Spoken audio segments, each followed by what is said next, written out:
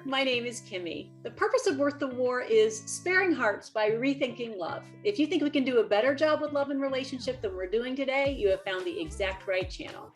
Today, I am really excited to introduce you to Coach T.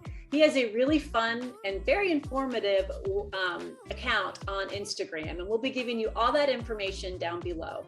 I'd like to introduce him to you as our community. One of the main focuses here at Worth the War is that we are interested in helping people form ideas and definitions of love and relationship to actually protect them as they enter out into the dating and love and relationship arena. So I think this is a perfect fit and a really uplifting video today. So welcome, Coach T. We're so glad to have you.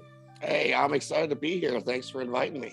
Oh, it's an honor. It's a great, you guys are going to need to go to his account because he's just really, he makes it fun to actually learn about how to handle the tips and tricks of online dating. So that's what we're going to cover today. Tell us first how you got involved, how you became Coach T. Well, we have to go back to 1999 when Match came out in 1995. I didn't get rolling until about 1999. I got on there and I was doing well. So friends and family saw me, hey, what are you doing? Like this online dating thing. So I helped friends and family with their profiles forever. It seemed like forever. And then finally I turned it into a little side hustle, charging like $50 a pop for, to help them with their profile and things of that nature. It wasn't until I'd say 2008, 2009, where I got laid off. My entire team got laid off in the corporate world. And I thought, okay, maybe I should think of something alternative in case this corporate thing doesn't work out. And so I started to ramp up my social media very slowly in 2009, 2010, and 2011, we got laid off again, and that's when the whole financial crisis was happening. And I thought, okay, this is it. I gotta make a switch here. So they brought us back for 1 year. And I thought, okay, I got 1 year to get my crap together. And so I did. I sold all my houses, condos, cars, everything. Became a minimalist and just went into this full time. And so I've been doing it full time now for about 12 years. So I basically help men and women maneuver through the often chaotic jungles of online dating, and I get them through the mud, so to speak, so they don't have to, because I've been there. I know exactly what they're going to see, what they're going to hear, and they basically have me in their back pocket for 30 days. So if they have questions that arise, I'm there for them. And after 30 days, they basically understand now. They've seen a bunch of scenarios. They know what to do. They have a blueprint in place, and they can now, start dating and feel a little bit more confident than, oh my gosh, what do I say to this? Or what does this mean? And et cetera, et cetera. So that's great. What a story. That actually in today's environment, that really resonates because a lot of people are leaving their jobs to figure out I think writing is becoming a huge place as well. So online and writing. So you don't have to give me exact numbers. This is not a quiz, but if you were to guess, because I have somebody I really love that's trying to navigate this world and it's rough. How many people do you think that you would normally say if you were, say, in your mid-20s, you would have to go through chatting with text message before you would find a few people that you actually would want to meet and spend time with? What do you think? Hundreds? Well, tens? It depends, I guess. The way I look at it is text message is basically 10 years ago, text message was it. You basically go online to a dating app, you get them off the app, and then you get them on text. So here we are wasting more time on text, right? So now we're not texting. Texting is a bad form of communication to get everything confused. So if we're going to do anything like that, it's going to be on the app itself. So when somebody's on, say, Bumble, and they match with someone, that texting from 10 years ago is now going to take place on the app itself. Okay. So from the app, then, so if the guy, say I'm a female, and a guy says, hey, I'd really like to, get your phone number so we can text. why? We're already talking, right? So what I instruct my clients to do is be like, hey, that's awesome that you want my phone number. Why don't we move to a video chat? And the video is it's right there on the app. So you just set a time and hit the video.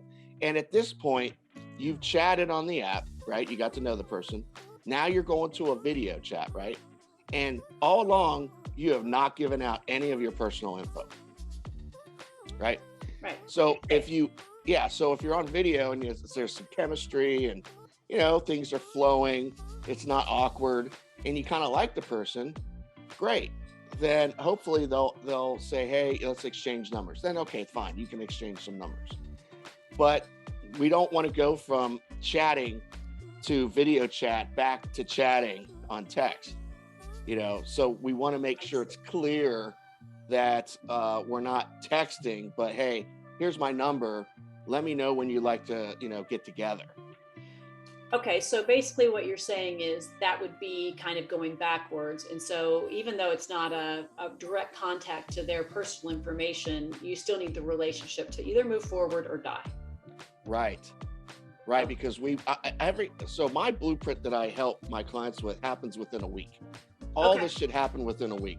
Wow. We're not, I get too many clients that come to me and say, oh my God, I've been talking to this guy and blah, blah, blah. And the first question out of my mouth is, how long have you been talking to him? Oh, 3 weeks, texting for 3 weeks. And I'm thinking to myself, okay, why is this happening? Either he's not pulling the trigger. Right. He's just looking for a pen pal. You guys are just on this dopamine roller coaster ride because you just like talking to each other, but there's no form of movement forward, right? So there's things you have to be able to say to move that forward. Guys, they kind of just, I don't know, sometimes they just don't make that move. So you have to tell them in a certain way. For example, he might say, oh, so you lived in London. And I always tell my client to say something like, yes, I lived in London. I have crazy stories, but they're best told in person. Ah, okay. So you're you're breadcrumbing in a good way, saying this is my interest to get to know you. Yeah. Right. And then if they still don't take the initiative, then you might be in a little trouble. So then you might want to either back off or just say, hey, it's been fun chatting. You have my number. If you'd like to get together, then please let me know. And then hopefully that's enough to tell them that, hey, we're not doing the back and forth. We're not going to sit here and chat forever and ever. That seems like that's wise in that the more I hear about, and I've been married for 32 years, a little bit rusty, right? But it seems to me like there's less initiative. It used to be you kind of had this cultural expectation that a man was going to ask a woman out. It sounds like that's changed. Am I right? It has. It depends. It's a different belief system at this point in time. Like many guys will be like, chivalry is dead. Women wanted equality. Now they got it. So good for them. Things like that. And it's like when I talk to people in their 40s and 50s and older, they're like, oh no, I'm buying. Guys like, I'm buying every time. There's no question about it. But now it's kind of changed. Now men are kind of like, well, they're kind of almost like, well, let her pay if she's, wants equality and all this stuff. So I'm dealing with two different mindsets. Yes, you are. So when they come to me, it's kind of like, okay, wait a minute now, hold on. It's biologically speaking, I always have to tell the guy, women still like men who take the lead. So if you're not going to do that, there might not be any attraction or chemistry that you're going to create, and you're going to be out, you're going to be out of luck. So yeah, so it sounds to me like if you have to coach somebody to tell them that if they're interested in someone, they should be taking the initiative, then they probably, maybe, what do you think? Are they just not that interested, or they literally want people just to come to them and they'll pick from them? It depends. I mean, everyone's got their own different kind of mindset. Sometimes they're just stubborn. Yeah. They're stubborn and set in their ways of belief system. And that's it. That's the way it is. And I don't care and blah, blah, blah. And, and I get that with a lot of women too. who just refuse to use Bumble because, you know, Bumble's tagline, which I don't know why they did this, but they say it's Bumble, you know, women make the first move. Where not really, you know, I'm thinking to myself, really? Is that really a first move to just say hello? Bumble's a great app because it gives women the power. It takes the power back. So they're not filled, their message box isn't filled up with a bunch of, hey, what you doing? How are you? What's up? You know, they have to, once you match, they have to now reach out. The guy can't message her, right? So, that makes you know, so the women are pissed. They're like, oh my God, I can't believe I have to do this. I shouldn't be the one to make the first move. And I'm like, let me just explain something to you. The first move is a guy asking you out to dinner or asking you, you know, to go do something. That's the first move. You initiating a conversation does not in any way say, okay, man, number one, I'm going to say hi and take the lead from here on out. It's just the rest of your life. You will be in the leadership role. Right. You know, and that's what they think. That's what they really think. And I'm like, it doesn't work that way. I mean, honestly, I would argue that even in my day is that women really kind of often took the first move anyway by looking at a young man, you know, noticing him, you know. I think that honestly, the saddest thing I always, and I know it's probably not right culturally today, but I always say, if a young man asks you to dance, because that took a lot to walk across the room. But most young men aren't going to walk across the room unless you give them the invitation to do so. They're not going to usually, somebody's completely engaged in another conversation, be like, do you want to dance? So I don't think it sounds like any different. So what do you think that, what would you, if you wanted to say, I'm sitting here and I am terrified of online dating, what would you say are the first steps to getting more comfortable with it mentally? And how would you enter into that? What's the easiest entry into online dating? Just to start, you know, a lot of people that say, oh my God, I don't want to do online dating, blah, blah, blah. And I'm like, okay, let me see your profile. I don't have a profile. Okay. You haven't even gone online yet. And you have this fear that is because you've heard things, you've read things and stuff like that. Now, if you're coming to me, this is where I can walk you through this and make you understand that, hey, there's going to be things just like in the real world. If you go to your favorite restaurant and bar and you got two drunks that come up and hit on you, right? Are you going to say, I'm never coming back to this bar? No, you're not. You're not going to do that. You're going to say, it was a bad night. You know, it just happened. You know, it'd probably be a better night next week. Same thing with online dating apps. It's, you know, you might have a bad message that comes through or some jerk that, you know, says something wrong to you. But here's the thing, though. The difference is people will just be like, I'm deleting the apps. I'm done. And that's it. I'm not doing it anymore. And then I have to explain to them, like, would you do that with your favorite restaurant and bar? And they're like, no. I was like, well, you got to see this the same way. And I love it. That's great advice. Yeah. And so once I like tell people about, you know, the real, kind of mesh the real world, like even for guys, like a lot of guys don't believe they should even pay for an upgrade for the convenience of seeing a nice curated box of women that love them. You know, I'm like, why wouldn't you want to wake up to a nice curated box of people who like you? You already know. And they're like, I should never pay for online dating. It's a scam, blah, blah, blah. And I'm like, have you ever been to a ladies' night at a bar? And they're like, yeah. I was like, you have to wait in line. Yep. You have to pay at the door. And they're like, yeah, how much did you pay? $25 to get in to talk to women for one night only. And you can pay $30 on Bumble to talk to as many women as you want for 30 days. Wow. I don't know. To me, it seems like a way much better deal. But you have to explain that to them to make them understand that, you know, dating apps are like Macy's or McDonald's. They're a business first. Sure. They're there to make money. So it's like window shopping. You go and you see a bunch of beautiful things, but you're not going to be able to do anything unless you walk through the door and purchase, right? What do you think the greatest obstacles are to, and obviously once you get them past that, when it comes to people seeing bios and pictures, and I don't know if they call them accounts or what they call them, what are the things that you see people do that you just go, Oh, it's for sure negativity. negativity? Negativity. Politics is one. They could have the most beautiful profile in the world, and at the end they say, if you're a Trumpster, swipe left, or the opposite. If you are liberal or a Democrat, then you're an idiot, swipe left. I mean, it's not even it's not even like they're nice about it. They're just like basically saying, hey, you're you're a clown if you believe in this way. Like half the country believes in one way, right? Right. So there's always a good way to do that, on anything. And this is why I teach my clients. I'm like, if you really want to date someone who's a Democrat or Republican or whatever, just say something nice like, hey, I lean to the left politically. Hope you do as well. I was going to say, don't you even have to, some of them, don't they even ask you or not? Yeah, they do.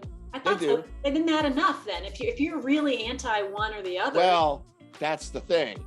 Yeah. They could put, they're a conservative, check the box, but they want to make sure that it's not just about checking a box. I don't want to talk to anyone who doesn't believe the way I do. And then so I'm like, okay, so you have to remember, you're going to now have chemistry based off of political views, and you're going to have a great time sitting across from each other, hating on the other side. But then the compatibility questions go out the window. I mean, are they, do they want children? What's their future goals and all that? You're too busy saying, oh my God, I can't believe they believe in one way or the other. So that's just one negative thing that I see all the time. But there's also other things like, women tend to want a taller man, and they just don't know how to ask for it or say it on a profile. And so they'll do the same thing. They'll list all the interest. I mean, really good interest. I want a man with manners and a man who knows what he's doing with his life. And I mean, just a list of stuff that a man has to have. Then at the end, it says, but if you're not over 6 foot, swipe left. And I'm like, okay, wait a minute. So if you're 5'4" and he's 5'10" and he's your perfect match, you're going to swipe. That's it. He's done. And so, I mean, that's just cutting people out of your pool. Yeah, but it's like that's just biological again. A taller, they want taller man because of protection and providing, and it's just built into their DNA to want this, which is fine. But if they knew the stats, I think 4% of all men are over 6 foot. Yeah. And it's even and if you want someone over 6'2", it's even less. I think 2% of all men. So not a lot of guys out there, the way they act as if, this is the common thing that all men walking around are over 6 feet. Yeah. And they're not. And so they're going to have a hard time finding a man alone just with the qualities they want, less than being over 6 foot. So again, this is where I kind of give them a hint to say something like, hey, I'm 5'11" in heels and I love my heels. So a man like me I'm 5'7". Yeah. I take that as, oh, okay, she's looking for a guy who's taller. I don't take offense to that. Yeah. That's a great way to put it. I get it. And what I need to let the women know is that they understand as well, as long as you put it in the right perspective. Give them a hint that you want to date someone taller. Don't demand it, because here's what's going to happen. The 6'2" guy that sees your profile is going to be like, oh, she only wants me because I'm 6'2". And so that guy's not going to swipe right on you either. So you have to be very careful. It's like back to what you said about negative. It's critical spirit. It's saying, I mean, it's one thing to want something, but is a lot of your job trying to make somebody see that you're just taking your pool of 100 down to like 10. Mm-hmm. Yeah. Okay. Yeah. And it happens. So, but that's where I come in and kind of, I'm like a doctor. I go in and, surgically remove stuff that is not serving them, so to speak. So does I it usually help with their personality though? Like if they're thinking those things, can you help them? Because then when they meet them, isn't it all going to come out anyway?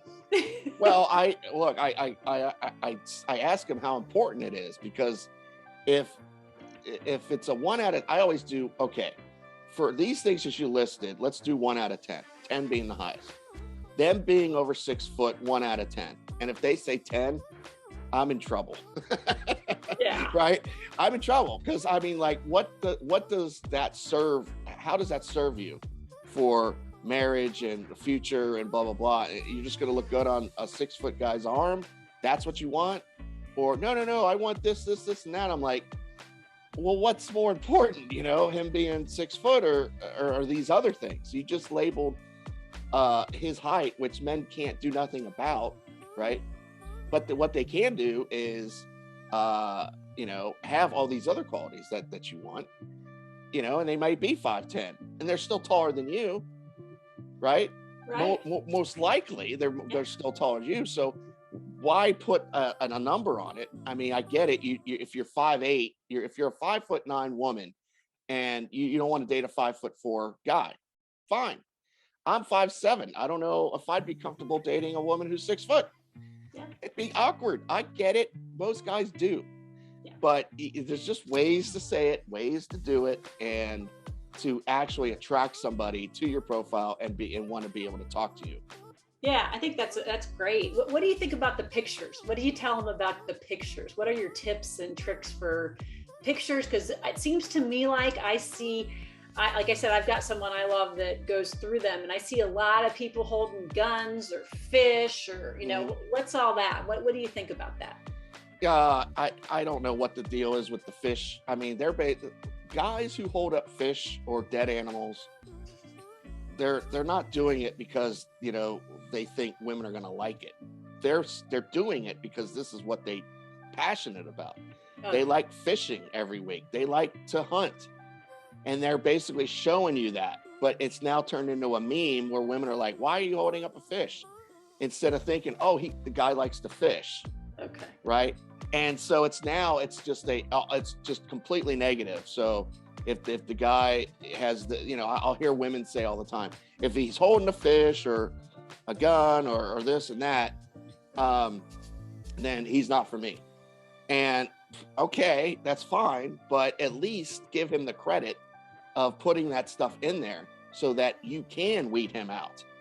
If you tell guys to not do that, then you're going to get into a conversation with someone who does like to hunt and fish and all this, and you won't know it until the second date. Yeah, that's really smart. It seems to me like what you're saying, and it goes along the same lines, is stop assuming that people are out there to be jerks and to be messy. Really what they're doing is they're trying to show you who they are. Keep the critical spirit at home. Right. And don't fall for the same stuff that they hear online. So the whole thing is, if they're holding the fish, there's a swipe left. Is it though? Yeah. I mean, and look, if the guy's fishing 4 days a week, I get it. That's, you don't have any time for me. But kind of take it with a grain of salt. If you like everything else about him and that's his hobby, I mean, I don't see where the problem is, right? I have to kind of talk them through this kind of stuff. So pictures you should basically have 6 photos. The first one should be a nice headshot, second a full body shot, and the next ones you could be hiking or doing something fun or something like that. But I would like to just see you only. I don't want to see any of your friends. Or because our minds are weird. They if I see you standing next to a guy, could be your son, could be your ex-husband, could be a coworker. We don't have, today in 2022, we're not going to sit here and investigate. We're just going to swipe left. Okay. Because our mind's like, okay, I can't figure this out, so I don't care. I'm swiping left. Even if it's 2 women, even if it's a sister or... Well... That's not terrible. That's not terrible. As long as it's not the first photo. There's too many profiles I see where women will be with another woman, and it's the very first photo. So I'm like, oh my God, which one is it? That's You know, what who am I looking at?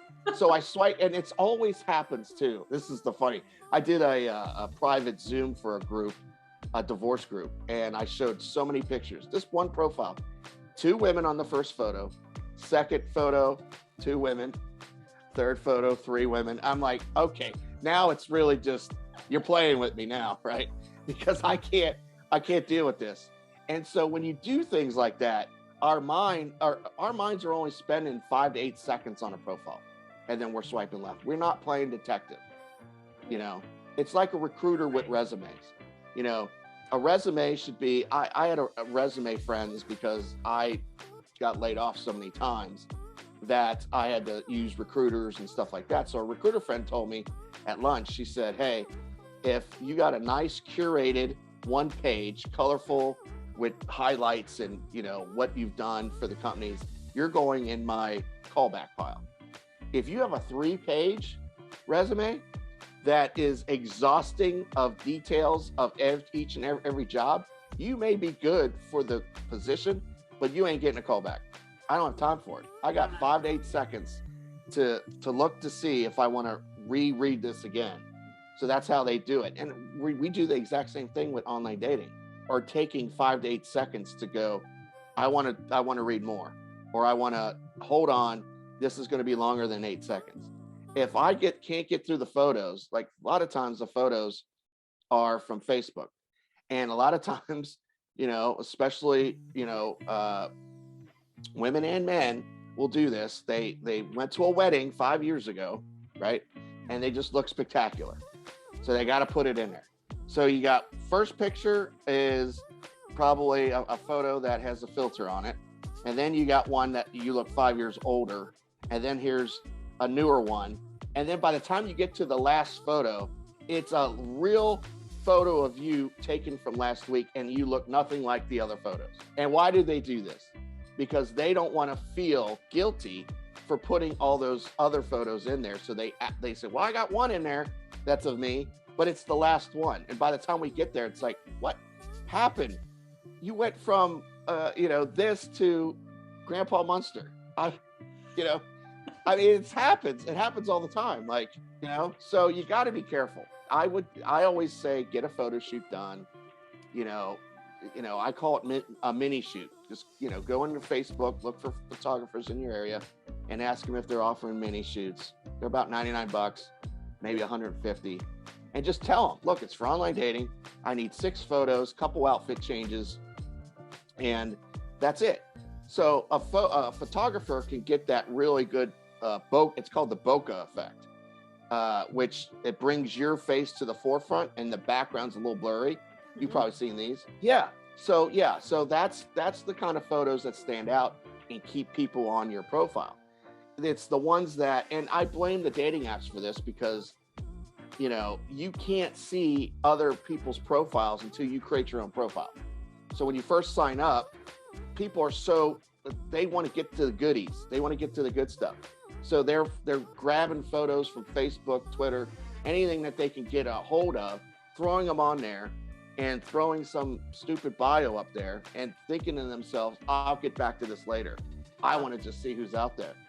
And 2 days later, it's like they're not getting any matches or whatever, but they never went back to fix anything. They never went back to really do a good profile. So then they go, online dating sucks, it doesn't work. That's really that really illustrates just how if you aren't willing to look at it as an endeavor where you know that's just going to be getting through some stuff, then you probably aren't ready to do it yet, because getting I think a bad account or bad profile probably is pretty counterproductive. Well, I mean, I'd say 98% of my clients are female. So, you know, when they come to me, they already have a profile built, and I say, okay, we're going to need to work on this. Let me ask you, how long did it take you to put this profile up? And they say 20 minutes. And I'm like, okay, when you're going out with the girls on a night out, how long does it take for you to get ready? I don't know, 3 hours, 3 hours. Okay, so you're going to take 2 or 3 hours to get ready to go out for one night, but to, you know, online date for a few months, you're going to only spend 20 minutes. see the disconnect? You have to spend at least that amount of time that you would going out for one night, at least, because you're going to have so many people looking at you, just like you would if you were out with your girlfriends. You don't want people looking at you and go, why is she wearing pajamas? Right? You want to make sure that you're looking good. It's the same concept. Why this becomes a disconnect and they think online dating should not have this type of care about it, I don't know. But this is where I come in and I tell them it should and it needs to be, and let's fix this. No, that's great. I mean, it's an investment. You're basically investing in getting the people who you might be interested in to even notice you. And from what I can understand about it, there's just a lot of risk of just, I wouldn't want to have multiple pictures with friends, because what if they think your friend's cuter than you? That's going to make you look worse, Like if your friend's good looking and I'm just kind of milquetoast, that's not a good start. So yeah, no, that happens all the time, because because the guy's going to be like, God, please let it be the girl on the right. Please let it be the girl on the right. And then they go down and it's the other one. So you never want to set yourself up like that, Yeah, you don't want to be compared. Yeah, and it happens all the time.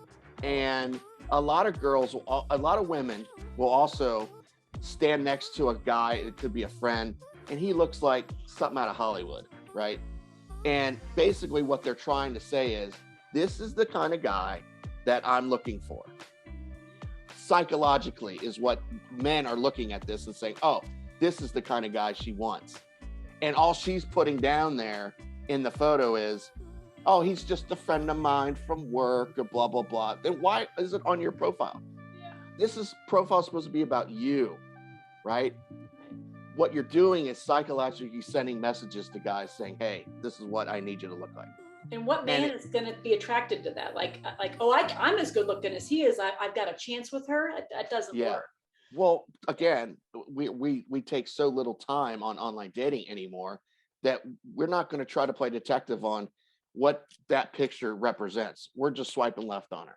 Right. And this is why people fail so much, because of little things like this that they put in their profiles that, are instant triggers for a swipe left.